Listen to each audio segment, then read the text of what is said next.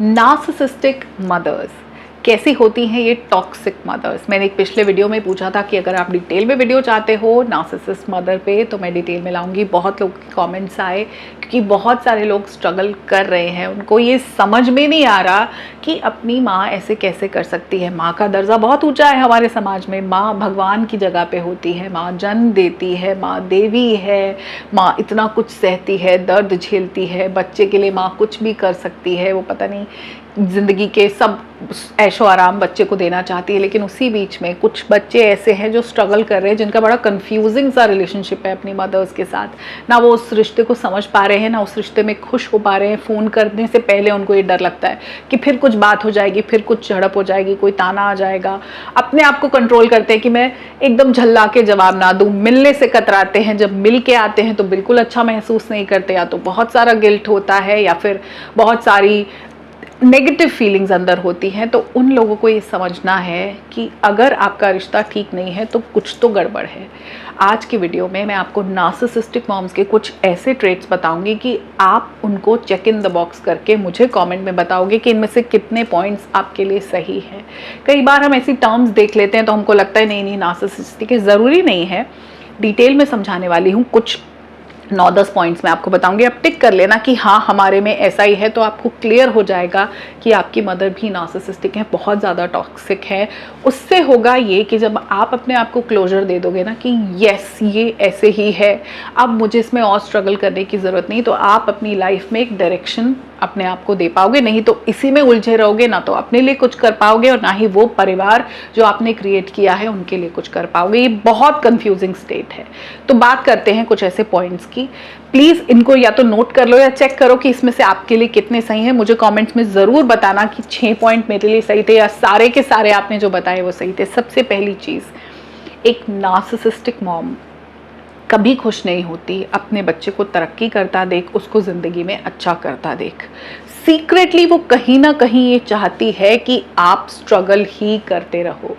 अगर आप स्ट्रगल करते रहोगे अपनी लाइफ में, दुख से, रिलेशनशिप में, पैसे को लेके, ओवरऑल आप हैप्पी ही नहीं हो पाओगे, तो आप कहीं ना कहीं डिपेंडेंट रहोगे अपनी मदर पे। आप स्ट्रगल कर रहे हो लाइफ में अच्छा करने के लिए, ज़्यादा पैसा बनाने के लिए, रुतबा बनाने के लिए, आप एक अच्छे पार्टनर के लिए स्ट्रगल कर रहे हो, आप बस कॉन्स्टेंटली उलझे हुए हो ज़िंदगी में, तो आप डिपेंडेंट रहोगे अपनी माँ पे और उससे उस माँ को मिलता है आपके ऊपर कंट्रोल। अगर आप अच्छा कर गए, सक्सेसफुल हो गए, आपका पार्टनर बहुत, आपको अच्छा पति मिल गया, आपको अच्छी पत्नी मिल गई, तो आप तो आगे बढ़ जाओगे अपनी ज़िंदगी में, फिर आप माँ का पल्लू नहीं थामोगे ना। समझ रहे हो? जैसे एक घोंसले में छोटे बर्ड्स हैं, तो जब तक उनके अपने पंख नहीं हैं, जब तक वो उड़ नहीं पाते, तब तक मदर की जिम्मेदारी, वो खाना लेके आती है, उनको खिलाती है, तो वो उस पर फुली डिपेंडेंट है। पंख लग गए तो वो उड़ जाएंगे। अब ह्यूमन बीइंग्स के बच्चों में इमोशंस भी हैं, है ना? तो खाने तक बात नहीं है, बात बहुत सारी चीज़ों की है। माँ को चाहिए कंट्रोल। नार्सिसिस्टिक मॉम सिर्फ आपको इतना वो फ़र्ज़ नहीं समझती कि सिर्फ इनको बड़ा करना, इनको अपने लायक बनाना मेरी जिम्मेदारी है। उनको अच्छा लगता है कि बच्चे मुझ पे डिपेंडेंट हैं, पैसा भी मुझसे मांग ले, रिश्ते में खुश नहीं है तो मेरे पास ही आएंगे, अगर उनको किसी भी चीज़ की ज़रूरत है तो मुझसे कहेंगे, मैं बेहतर रहूं। एक वीडियो आया जिसमें मैंने बताया कि जब बड़े घर से आई लड़की, फाइनेंशियली साउंड घर की लड़की को जब छोटे, अपने से फाइनेंशियली कमज़ोर लोगों में दे दिया जाता है, सपोज अपर मिडिल क्लास की लड़की को लोअर क्लास में दे दिया या लोअर मिडिल में दे दिया, तो ऐसा पेरेंट्स क्यों करते हैं? उस कंट्रोल के लिए, उस वजह से करते हैं ताकि वो कंट्रोल रहे। वो मदर नहीं बर्दाश्त कर पाएगी कि उसकी बच्ची एक अमीर घर में चली जाए, एक अच्छा पति उसको हो, घूमे फिरे, अच्छा पहने, गहनों से लदी हो, वो नहीं देख सकती। एक नॉर्मल मदर की इच्छा ये होती है कि जो स्ट्रगल मैंने की है वो मेरी बच्ची की ना हो, लेकिन एक नार्सिसिस्टिक मॉम चाहती है कि मैंने भी तो की। वो सिर्फ सास की वो नहीं है कि हमने किया था तो बहुएं भी करेंगी। मदर्स भी ऐसी हैं जो कहती हैं कि मैंने अगर स्ट्रगल किया है तो ये भी करे, तो क्या हो गया, हम भी अपने घर में काम करते थे, बेटियां भी करेंगी, हमने भी ऐसे किया था तो ये भी करेंगी, अरे हमने भी आगे स्ट्रगल की थी, बन जाते हैं घर, तो क्या हुआ, लड़का किराए पे रहता है। ये सारी बातें एक नार्सिसिस्टिक मॉम चाहती है। वो आपको तरक्की करते देख के खुश नहीं होती। अगर आपको भी महसूस हो रहा है कि आपकी मदर भी ऐसे ही है तो बताना मुझे। माँ एक बच्चे को जन्म देते हुए बहुत दर्द झेलती है, बहुत सैक्रिफाइस करती है, बड़ा मुश्किल है, बिल्कुल सच बात है।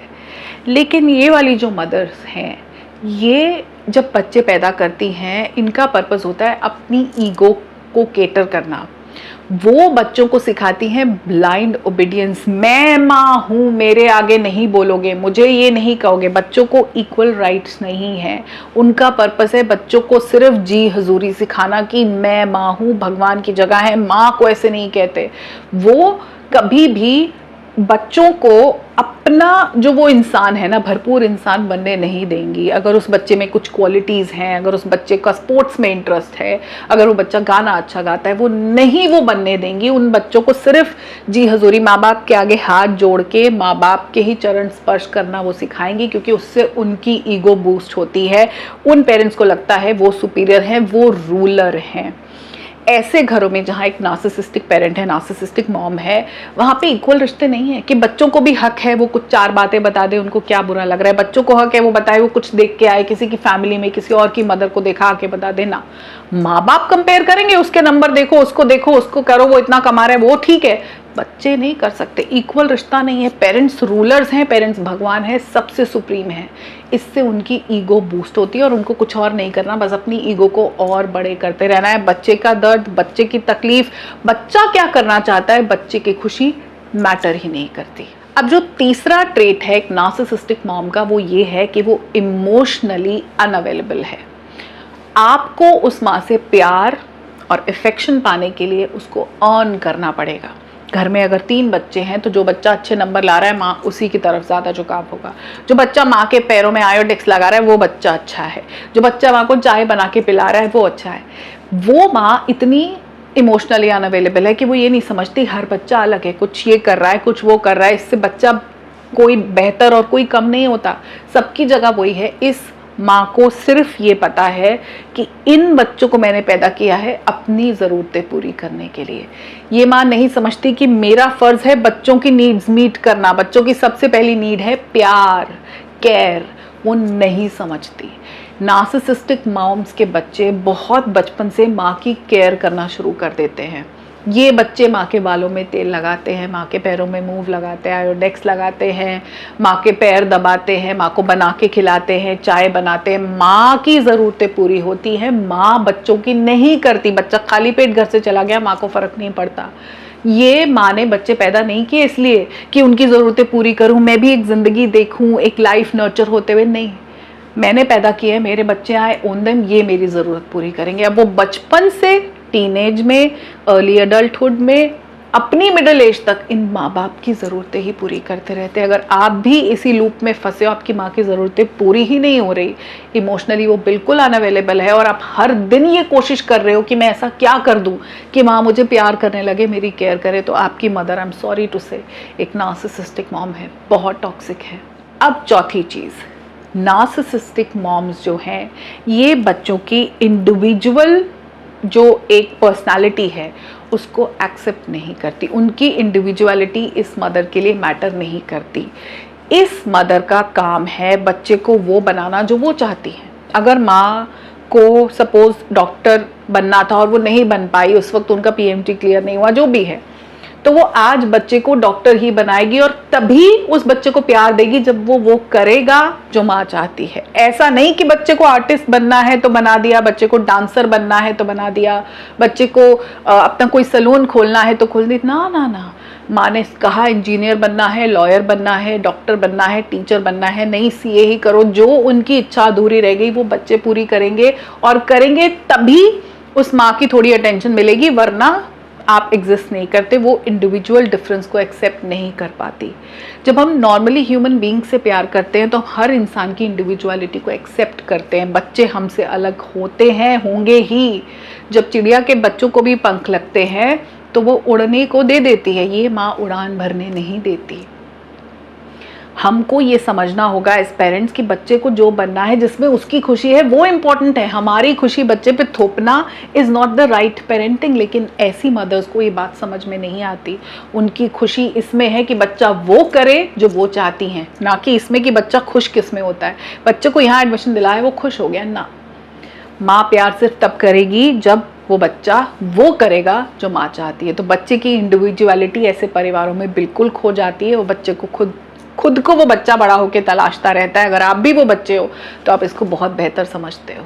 अच्छा, पांचवी चीज़, जिन फैमिलीज़ में एक नार्सिसिस्टिक मदर होती है उन परिवारों में एक फैंटेसी वर्ल्ड क्रिएट किया जाता है मोस्टली बच्चों के दिमाग में। जैसे ये कह दिया कि नहीं सब कुछ अच्छा था। बड़े होके बच्चे सवाल करते हैं ना कि आपने अपनी चीज़ें थोपी, आप हमेशा दुखी रहते थे, हम तो इतना घर में आपको संभाल रहे थे, हमारी उतनी केयर नहीं हुई जितनी हमने की। तो कहेंगे नहीं सब ठीक था, हमने तो बहुत किया है, इनकी पेरेंटिंग हमेशा ग्रेट होगी, ये ग्रेट पेरेंट्स थे। ये आपको ऐसे ऐसे नैरेटिव्स ला के सेट करेंगे जो चीज़ें हुई भी नहीं। एक झूठी कहानी, एक झूठी पिक्चर हमेशा चलाई जाती है बच्चों के दिमाग में, और बच्चे भी पार्टिसिपेट करते हैं। बिकॉज ये रिश्ता ही ऐसा है ना, माँ के साथ तो वैसे ही बुने हुए हैं ना, वही हड्डी, वही खून, वही मांस से वो बच्चे बने हैं, तो माँ के साथ वो भी पार्टिसिपेट करते हैं। उनको करना पड़ता है कि उन कहानियों में हाँ हाँ ऐसे होता था, हम घूमने जाते थे, बड़ा अच्छा था। जबकि इन बच्चों का चाइल्डहुड बिल्कुल मिजरेबल है, इनके पास कोई हैप्पी मेमोरी नहीं है।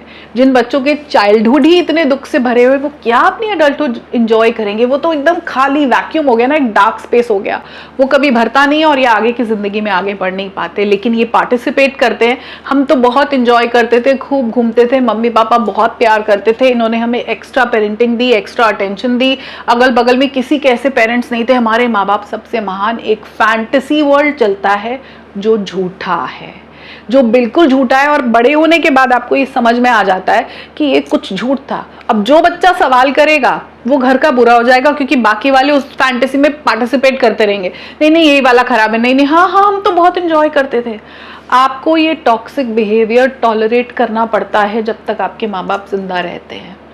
ये एक बहुत बहुत ज्यादा गलत फैलाया हुआ ढोंग है, एक झूठी कहानी है, एक झूठ को ये लोग जीते रहते हैं। इन बच्चों को अपनी सच्चाई कभी मिलती नहीं, ये पूरी दुनिया में खुद को तलाशते रहते हैं। जिनकी अपनी माँ ने एक झूठ से इनकी जिंदगी की शुरुआत की, एक झूठ में इनको पाला बड़ा किया, आज तक झूठ बोल रही है, वो बच्चे कभी जिंदगी में अपनों को ढूंढ नहीं पाते। उनकी जिंदगी में सच्चाई जैसी कोई चीज़ नहीं है, वो बहुत दुखी है, बहुत परेशान है। मुझे बताना अगर आपने भी एक ऐसा फैंटेसी वर्ल्ड आपके परिवार में भी क्रिएट हुआ है और उसमें आप भी पार्टिसिपेट कर रहे हो, तो यस आपकी मदर एक नार्सिसिस्टिक मदर है।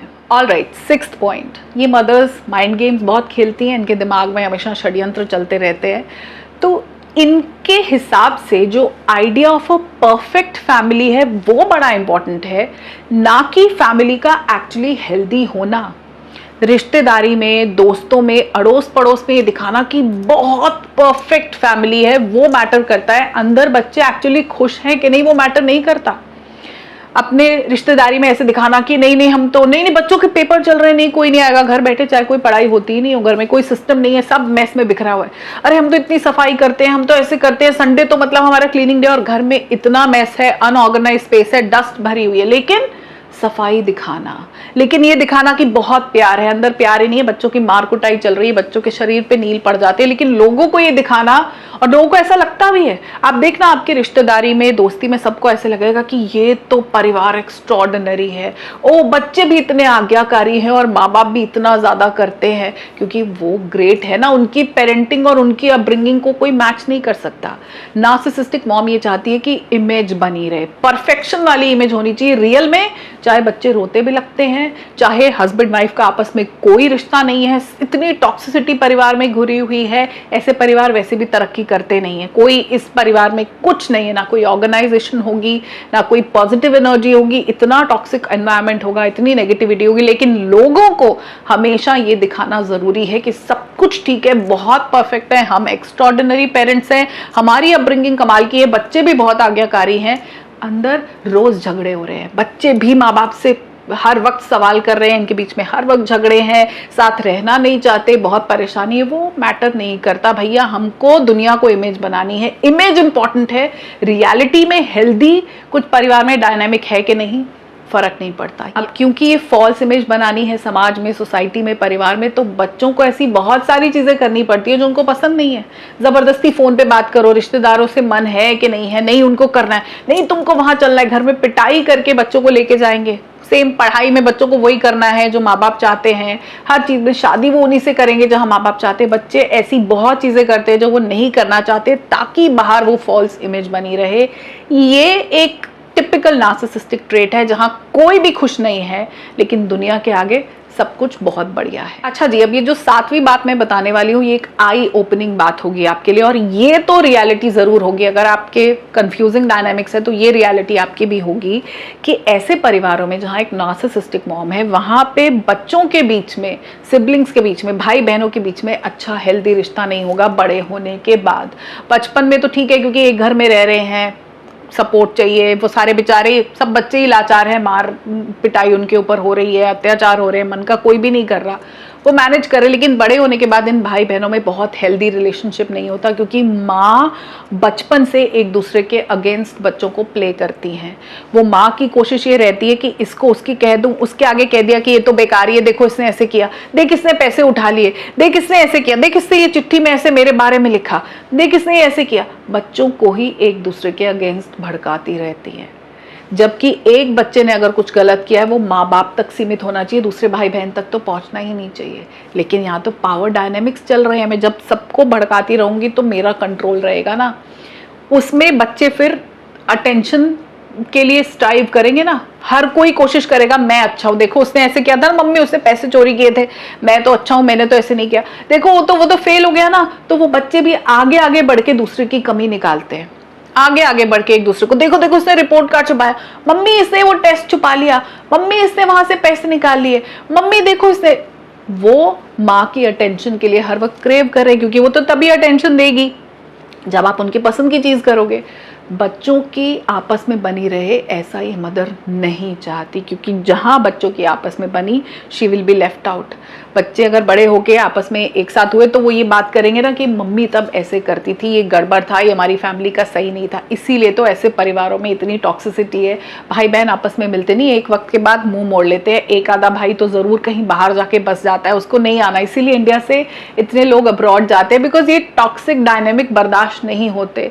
अपने ही खून के रिश्ते जब अपने नहीं है तो फिर क्या फर्क पड़ता है, हम विदेश में बैठे हैं, किसी को जानते नहीं, इसलिए लोग चले जाते हैं। हेल्दी फैमिलीज में लोग जुड़े रहते हैं, त्योहारों पे मिलते हैं, अच्छा रिश्ता होता है, वहाँ पे ननंदे भाभियाँ सब कभी कभी मिलना है, सब प्यार से मिलते हैं। लेकिन ऐसे परिवारों में सबका मुंह इधर उधर है, फिर वो कभी जिंदगी में किसी से मिलना नहीं चाहते, ना शादी ब्याह पे ना मौकों पे, क्योंकि पेरेंट्स ने कभी चाहा ही नहीं कि बच्चों का आपस में बॉन्ड हो। बच्चों का बॉन्ड हो गया तो माँ बाप साइड में हो जाएंगे, वो नहीं करना। हम चाहते हैं कि हमें इंपॉर्टेंस मिलती रहे, तुम हमेशा हमारी अटेंशन के लिए स्ट्रगल करते रहो। हम एक को भड़काएंगे दूसरे के लिए, दूसरे को भड़काएंगे तीसरे के लिए, सबके बीच में इश्यूज होंगे। और जो बच्चे बचपन से यही कर रहे हैं वो कभी एक यूनिट हुए ही नहीं। जो बचपन से अपने आप को बेटर बताने के लिए दूसरे को नीचा कर रहे थे, वो बड़े होके उनके मन में भी वो स्कार्स हैं। तो ये रिश्ते बड़े कॉम्प्लिकेटेड है। यहाँ आप देखना प्लानिंग प्लॉटिंग होगी भाई बहनों के अगेंस्ट में, सब बच्चों के लिए। भाई बहनों के रिश्ते एक लेवल पे प्यार वाले होंगे ही नहीं। अब अगर आप भी एक टॉक्सिक फैमिली से आते हो तो ये वाली चीज़ ज़रूर नोटिस करना, क्योंकि एक नार्सिसिस्टिक मॉम का जो शिकंजा है वो सिर्फ अपने बच्चों तक लिमिटेड नहीं रहता, ये सेम चीज़ ग्रैंड चिल्ड्रन में भी प्ले होती है। वो ग्रैंड चिल्ड्रन में भी अपना फेवरेट निकाल लेंगी, एक को ज़्यादा अटेंशन मिलेगी, दूसरे को स्ट्रगल करना पड़ेगा दादी माँ या नानी माँ की अटेंशन के लिए, उसको ज़्यादा पैसे मिलेंगे, उसको ज़्यादा तोहफे मिलेंगे। वो सेम डायनामिक वहाँ भी प्ले करती है कि ये फेवरेट है एक दूसरे के अगेंस्ट, क्योंकि वहाँ पे भी उनके पावर डायनामिक चलते हैं, वहाँ पे भी उनको कंट्रोल रहना है, वहाँ भी कंपटीशन रहेगा। ग्रैंड चिल्ड्रन में भी नानी के दोते और दादी के पोते सब एक होके, नहीं कि भाई हमारे लिए सब बराबर है ना, इससे मेरा मोह ज्यादा है, इसके लिए मेरा दिल ज्यादा धड़कता है, इसके लिए। जहां पे अपनी चीज पूरी हो रही हो, जहां पे मैं इंपॉर्टेंट हूँ, इंपॉर्टेंस मेरी बनी रहनी चाहिए, एज अ माँ भी, एज अ नानी भी, एज अ दादी भी, हर जगह मैं इंपॉर्टेंट हूँ। तो वो सेम डायनेमिक ग्रैंड चिल्ड्रन में प्ले हो रहा होगा। अगर आप अब पेरेंट बन चुके हो, ऑब्जर्व करना कि बिल्कुल ऐसा होगा। सारे बच्चे बराबर नहीं है, शायद बेटी के बच्चे में दिल ज्यादा लगा हुआ है, बेटे वाला जो बच्चा है वो तो मुझे इतना नहीं, इसके साथ मेरा मोह पता नहीं क्यों ज्यादा है, उसके लिए मैं एफडी भी कराती हूँ, गहने भी रखती है, सब। वो हमेशा चलेगा जब तक वो हैं इस दुनिया में, वो यही खेल खेलते रहेंगे। अपनी इंपॉर्टेंस बनी रहनी चाहिए, बाकी खुशी इक्वालिटी मैटर नहीं करती। ओके जी, वीडियो थोड़ी लंबी हो गई है मैं जानती हूँ, लेकिन ऐसे कॉन्सेप्ट्स को जब हम डिटेल में समझते हैं तभी हम एक सोल्यूशन तक पहुँच पाते हैं। क्योंकि जब इतना दुख है ज़िंदगी में तो हमको उसमें से बाहर भी तो निकलना है। एक ट्रॉमा है, एक स्कार है हैविंग अ नार्सिसिस्टिक मॉम। तो आखिरी जो चीज़ मैं आपसे आज शेयर करने वाली हूँ, अगर आप यहाँ तक पहुँचे हो, ये आपकी स्ट्रगल बिल्कुल डिफाइन, अगर ये आपने चेक इन द बॉक्स कर लिया है तो गारंटी है कि आपकी मदर भी एक टॉक्सिक नार्सिसिस्टिक मदर ही है। अगर आज बड़े होने के बाद आप उनको बताते हो कि आपको क्या तकलीफ है, या बचपन में क्या हुई थी, या उस वक्त जब आपको मारा पीटा गया आपको अच्छा लगता नहीं था, उस वक्त आपको आपके फेवरेट सब्जेक्ट नहीं लेने दिए, आपकी करियर चॉइसेस उन्होंने डिसाइड की, आपको वो लाइफ पार्टनर पसंद नहीं था जहाँ ज़बरदस्ती उन्होंने शादी कराई, अगर आज आप ये बात उनसे करते हो तो वो कभी अपोलोजाइज नहीं करती। वो ये नहीं कहती हाँ बच्चे उस वक्त गलती हो गई, उस वक्त मैं भी इतने स्ट्रगल कर रही थी अपनी लाइफ में, रिलेशनशिप्स में फाइनेंशियल इश्यूज थे बेटा, उस वक्त मैं शायद तुमको समझ नहीं पाई, पर मैं आज समझती हूँ उस वक्त गलत हो गया, तुम्हारे साथ नाइंसाफ़ी होगी। नहीं, वो मदर आपको ब्लेम करेगी कि आप एक खराब बेकार बच्चे थे, आप डिजर्व करते थे वो मार। आपको अगर मारा पीटा गया तो इसलिए मारा पीटा गया कि आप नालायक थे, आप पढ़ते नहीं थे, आप बदतमीज थे, आप शरारती थे। आपको इसलिए करियर चॉइस उन्होंने आपके ऊपर थोपी क्योंकि आप में दिमाग ही नहीं था, आपको पता ही नहीं था जिंदगी में क्या करना है, आप बेवकूफ थे। आपको वो लाइफ पार्टनर इसलिए ढूंढा क्योंकि आपके लिए वो हमेशा अच्छा समझते थे, आपको थोड़ी जिंदगी समझ में आती है, बाकी जो आपके साथ हो वो आपकी किस्मत। वो कभी चार्ज नहीं लेंगे अपने लिए हुए फैसलों का, अपने थोपे हुए फैसलों का आपकी जिंदगी में। माफी तो भूल ही जाओ। एक नॉर्मल इंसान को जब आके कोई अपनी फीलिंग्स बताता ना कि वो हर्ट है, उसे बुरा लगा, चाहे वो पेरेंट हो, चाहे वो टीचर हो, चाहे कोई भी हो, एक नेचुरल ह्यूमन रिएक्शन होता है सॉरी, आई एम सॉरी। वो अपोलोजाइज करता है कि मेरी वजह से तुमको ऐसा महसूस हुआ। अरे भाई, हम भगवान थोड़ी हैं, बच्चे बड़े करते हुए 100 गलतियां हो जाती हैं, क्योंकि इंसान, हम बोल रहे हैं माँ भगवान है, लेकिन वो सिर्फ एक माँ नहीं है, वो उस वक्त किसी की बहन भी है, वो बहू भी है, पत्नी भी है, बेटी भी है, वो 100 रिश्ते निभा रही है, वो किसी की मामी भी है, चाची भी है, उस पर ताने भी आ रहे हैं, बहुत कुछ है। उस प्रोसेस में फ्रस्ट्रेशन हो जाती है, वो बच्चों पे ही निकलती है। एक्सेप्ट कौन करेगा? अपोलोजाइज कौन करेगा? नहीं करेंगे ना। हम एक्सेप्ट नहीं करते, तुम्हारी ही गलती थी, ब्लेम गेम चलती है। बच्चा 40, 45, 50 साल का भी हो जाए तब भी वो ही गलत है, उसी की गलती है। माँ गलत नहीं हो सकती, तो भला चाहती थी, तुम माँ को दोष दे रहे हो, तुम कैसे बच्चे हो, तुम्हारी आज इतनी जबान चल गई, हमने इतना सैक्रिफाइस किया, हमने इतना अच्छा किया। अपना बखान करेंगे। तुम्हारे दर्द की वैल्यू ना बचपन में थी, ना आपकी टीनेज में थी, ना बड़े हो रहे थे तब थी, ना अब है। जब बचपन में आपकी कोई तकलीफें थी, उनकी जगह नहीं थी। जब आप टीनेज में हुए, प्यूबर्टी इश्यूज से डील कर रहे थे, कुछ प्रॉब्लम्स थी, हार्मोनल चेंजेस थे, नहीं इंपॉर्टेंट। आपकी शादी हुई, आप स्ट्रगल कर रहे थे रिश्ते में अपने पार्टनर के साथ, आपके इश्यूज थे, इंपॉर्टेंट नहीं है। पेरेंट्स उस वक्त भी इंपॉर्टेंट थे, पेरेंट्स हमेशा इंपॉर्टेंट थे, आज भी इंपॉर्टेंट है और हमेशा रहेंगे जब तक वो हैं। आप गलत ही हो, नालायक ही हो, बेवकूफ़ हो, गधे हो, माँ बाप तो बहुत सुप्रीम है। ये एक नार्सिसिस्टिक मॉम का क्रिएट किया हुआ परिवार है, बहुत टॉक्सिक है। इसको समझना इसलिए ज़रूरी है कि आप क्लोजर दे लो, क्योंकि ये आपको क्लोजर नहीं देंगे, नहीं कहेंगे, माफ़ी नहीं मांगेंगे। अपने आप को इतना कह दो कि हाँ ये गलत है, मुझे समझ में आ रहा है ये गलत। इससे डिटेल में मैं आपको नहीं समझा सकती, कहीं भी आपको इससे ज़्यादा डिटेल में चीज़ें नहीं मिलेंगी। ये बिल्कुल खुली हुई किताब है। अब इसमें से कितने पॉइंट्स आपके लिए सच है मुझे बताना। सारे ही हैं तो फिर तो बहुत बुरी हालत में हो, आप एक डार्कनेस में हो, इसमें से निकलो। ये ट्रॉमा आपको खा रहा है अंदर ही अंदर, दीमक लगी हुई है आपकी ज़िंदगी में। बहुत एफर्ट करना पड़ेगा इसमें से बाहर आने के लिए। और गुलाबी लाइफ में हम यही कोशिश करते हैं कि हम इन ट्रॉमा से, इन स्कार से बाहर आ सके, इस डार्कनेस से बाहर आ सके, जिस गड्ढे में हम घुसे हैं उसमें से निकल के ज़िंदगी को कुछ डेफिनेशन, कुछ डायरेक्शन दे सके। यही कोशिश है कि ज़िंदगी ब्लैक एंड वाइट जो हो चुकी है उसमें कुछ गुलाबी रंग आए, हम भी जीना शुरू करें, हम भी सांस ले, दम घुट रहा है, तकलीफ हो रही है। क्या आपकी ज़िंदगी में इस वीडियो के बाद हल्के से गुलाबी छींटे पड़ेंगी ज़िंदगी में? मुझे ज़रूर बताना। और मैं ऐसे ही डिटेल साइकोलॉजिकल वीडियोस आपके साथ शेयर करती रहूँगी आगे। अपना ध्यान रखिए, खुद से प्यार कीजिए। अपनी ज़िंदगी को बेहतर बनाने की जिम्मेदारी सिर्फ आपकी है, किसी और की नहीं है।